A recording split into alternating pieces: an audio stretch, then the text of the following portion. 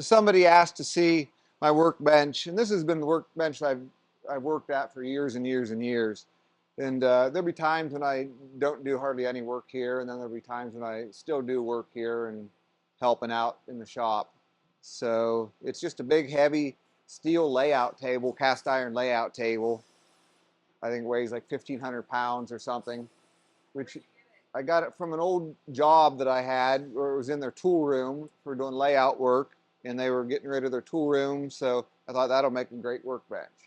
And I hauled it back in the back of my S10 truck, and it nearly crushed it. I had to drive like the back roads like 10 miles an hour, like 20 miles, but it survived.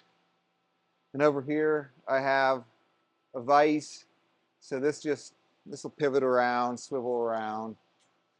It's a ball here. It's actually just a shot put is what it is. That when I tighten this, these plates squeeze. So you can move it around in different positions. So it's pretty versatile. Also moves up and down on this pin, so you can change the height of it, which is pretty convenient, pretty nice. And the vise has a front swivel jaw, so you can, for example, clamp up on a tapered barrel section. And where did you get that? So this swivel jaw I put on, I modified the vise, and it's just on this bolt. The whole thing is modified. So this is all custom made, all handmade. So this started with like the parrot vices, sort of like we sell. Brownells used to sell a version of it, but they don't anymore. You know, we need to get another batch of them to sell, but here's some of the example of the parrot vise we use on a different bench. Works very well for what it is. Does a good job. We make a few modifications. We put a set screw, when we sell them, we put a set screw that keeps them from spinning. And then this simple thing is usually enough to accommodate different stock shapes. Maybe not some extreme angles, but it's just a piece of aluminum that has a little shape on the back, leather on the front, and it'll pivot. So it's very simple, does a good job. Maybe about a 6-inch piece of steel, cut off, pipe welded to it, slides up and down, just with the block wood and leather, supports the gun, supports a barrel, whatever you're working on. Very, very handy. I wouldn't be without it. I see some people make them with like big bases. That's not a good thing. You're tripping over them. You know, with a small base, it stays put, but you don't have to get that close to trip over it. You can just roll it around easily. And it's stable enough since it's got that weight at the bottom. Works very well. I'd recommend it. Things like this, just out of 2x4s to support the gun. It doesn't have to be super crazy, but if you're working on guns a lot, something a little nicer like this. Yeah, so there's another option too. You can use things like this that bolt to your bench, and they can cantilever out, but they're kind of a little more fixed in position. You see people use these a lot. We have this set up for just a particular operation. So the next thing I'd talk about is a light. Very, very important to have a direct source of light. Fill light, fluorescent, you might think is great.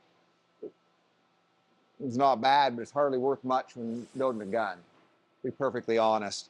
I'd be just as happy turning off all that fill light and only using this direct light. I'd be able to do better work.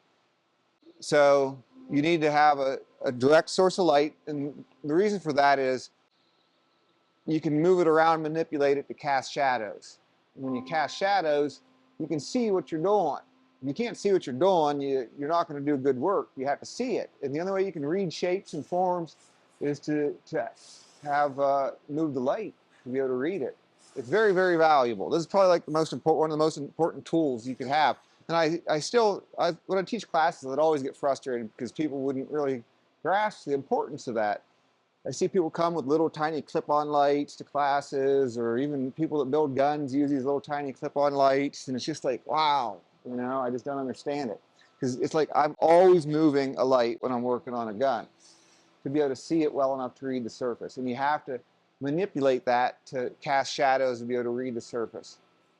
So very important. I sometimes buy these off of eBay. It has a nice reach. You can move it around. Very important. Some of the chisels I use most commonly I have out here, and it's just a little piece of wood with some notches so they don't bang into each other.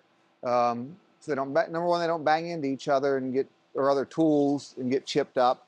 And also so that they don't lay on the bench, because if there's any metal chips, a sharp edge will often become magnetized. And you'll pick up little bits of metal, fine pieces of metal that you don't even realize are there, and then you stab it into a piece of wood, and now your edge of your chisel is bad. So it's good to keep it off the bench. A little jeweler's saw, probably to, I don't know why I had that out. Then just some various files I use for different things. That's for screws. Yep, little beeswax for screws.